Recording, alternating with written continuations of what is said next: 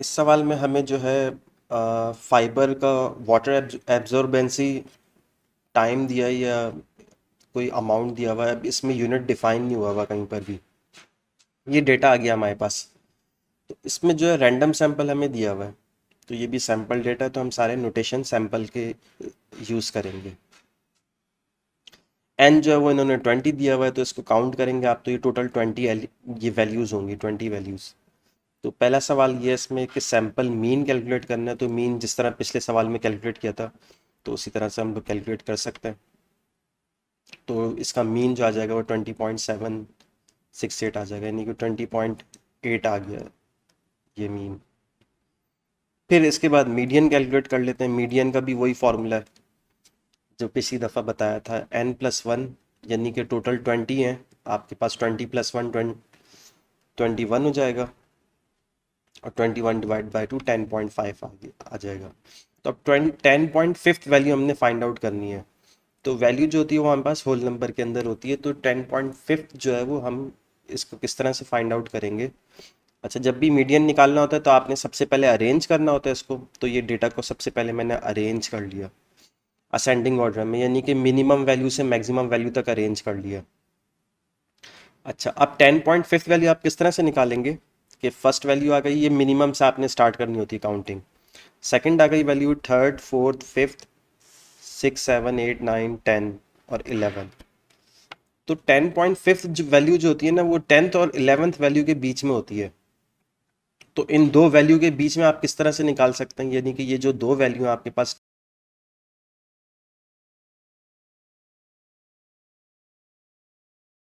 ये 20.50 है और एक 20.72 है।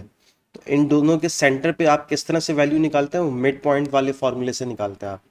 कि इन दोनों को ऐड करके डिवाइड बाय 2 करेंगे, तो आपके पास इसकी मिड वैल्यू आ जाएगी आपके पास। तो 10.5 इधर लाइज करता है। इन दोनों को ऐड करके डिवाइड बाय 2 करूंगा तो इनके सेंटर वाली वैल्यू आ जाएगी। तो 20.61 जो है वो असल में एक्चुअली मीडियन वैल्यू है। एग्जैक्टली मिड पे ये वाली वैल्यू आएगी। मिड पे हमारे पास दो वैल्यू आ रही थी, अब इन दोनों में से कौन सी लेनी है, तो हमने क्या करा, इन दोनों वैल्यू का ही मिड पॉइंट ले लिया। 20.61 जो है हमारे पास मीडियन हो जाएगा। तो ये मीडियन वैल्यू आ गई। तो इसको भी हमने नोटेशन दे दिया एक्स, और ये इसके ऊपर टिल्डे साइन है।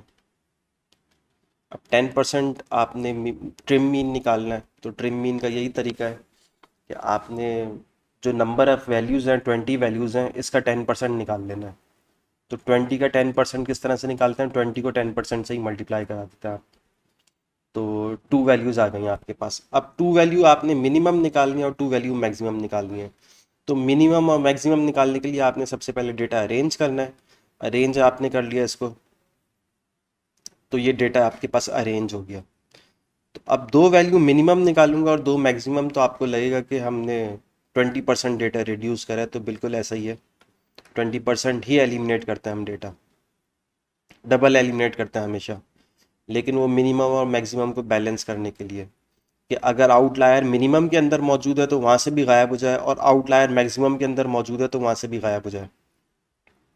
तो दो वैल्यूज़ हमने यहाँ से उठाई, दो वैल्यूज़ मैक्सिमम उठाई हमने, और सेंटर वाली वैल्यूज़ मैंने ले ली, और इसका जो है मीन निकाल लूँगा मैं। तो वही बात मैंने लिखी कि आपको लगेगा कि 20% आपने ट्रिम करा है, हालांकि 10% ट्रिम करा है। 10% हाईएस्ट निकालना है आपने और 10% लोएस्ट निकालना है। तो ये डेटा आपके पास रह गया। इसका मीन निकाल लेते हैं, सेंटर वाला जो डेटा बच गया। इन सब वैल्यूज़ को ऐड करके जितनी वैल्यूज़ बच गई, यानी कि मेरे पास 20 में से चार वैल्यूज़ निकाली तो 16 वैल्यूज़ बच गई हैं। तो इन सबको ऐड करके 16 वैल्यूज़ हैं, इन सबको ऐड करके डिवाइड बाय 16 करूँगा तो मेरे पास आंसर आएगा 20.743। तो डॉट प्लॉट भी देख लेते हैं इसका। डॉट प्लॉट भी मुझे बस वेरिएशन शो कर रहा है ज़्यादा, कोई बहुत ज़्यादा आउटलायर नहीं बता रहा मुझे। अच्छा, बहरहाल अब ये आखिरी सवाल में ये बोल रहा है, using only the values of mean, median and trim mean, do you have evidence of outlier in the data. तो अब ये बोल रहा है अब आप डेटा को छोड़ दें, अब आप खाली मीन, मीडियन और ट्रिम मीन देख के बताएं कि आपके पास आउटलायर मौजूद है या नहीं है। तो मीन हमारे पास जो है वो 20 है, ट्रिम मीन बल्कि लिखा हुआ है सबसे पहले, सैंपल मीन हमारे पास 20.76 था और ट्रिम मीन जो आ गया 20.74 आ गया, तो बिल्कुल कोई डिफरेंस नज़र नहीं आ रहा है मुझे इसमें। मीडियन जो है मेरे पास 20.61 है, तो इसमें भी कोई डिफरेंस नज़र नहीं आ रहा है, सारी 20 20 20 के अंदर वैल्यूज़ आ रही हैं। अच्छा, तो अब आप इसका आंसर इस तरह से लिख सकते हैं, क्योंकि ये आपके पास तीनों के तीनों सेम आ गए हैं, तो इसका मतलब है कि आपको आउटलायर का कोई एविडेंस नहीं मिलता। तो आप आंसर जो है इस तरह से लिख लेंगे, the mean median and trim mean shows nearly identical values, it suggest that there are no outlier present in the data. अच्छा, इस सवाल में भी हमें जो है दो अलग अलग डेटा दिए हुए हैं। तो इसमें एक कंपनी है ए, कंपनी बी है, तो ये रॉड्स बनाती हैं ये। तो रॉड की फ्लेक्सिबिलिटी का जो है डेटा दिया हुआ है, और इसका कोई आपको यूनिट नहीं बताया हुआ कि किस यूनिट में इन्होंने फ्लेक्सिबिलिटी मेजर करी है। बहरहाल हमें डेटा मिल गया।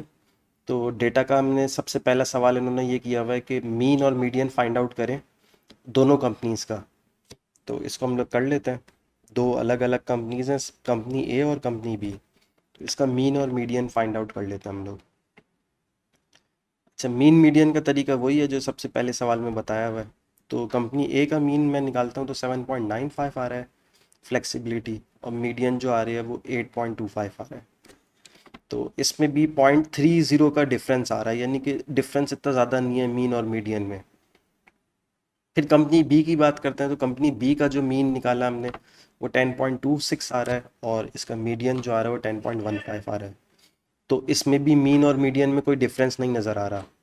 इसका मतलब है कि इनमें डेटा के अंदर आउटलायर कोई मौजूद नहीं है इस तरह का ख़ास किस्म का। अच्छा, अब आपस में इनके मीन को कंपेयर कराते हैं। तो कंपनी ए का मीन जो है ना वो तकरीबन 8 आ रहा है, और इसका मीन जो है 10.3 आ रहा है। तो कंपनी बी का मीन जो है ना वो ज़्यादा नज़र आ रहा है, यानी कि ज़्यादा फ्लेक्सिबिलिटी कंपनी बी के अंदर है। अच्छा, अब हम जो है वो बी पार्ट करते हैं। बी पार्ट में इसने प्लॉट बोला हुआ है, दोनों कंपनीज को एक ही उसमें प्लॉट कर दिया हमने। एक्स रिप्रेजेंट करा हमारे पास ए कंपनी को, और ज़ीरो रिप्रेजेंट करा बी कंपनी को।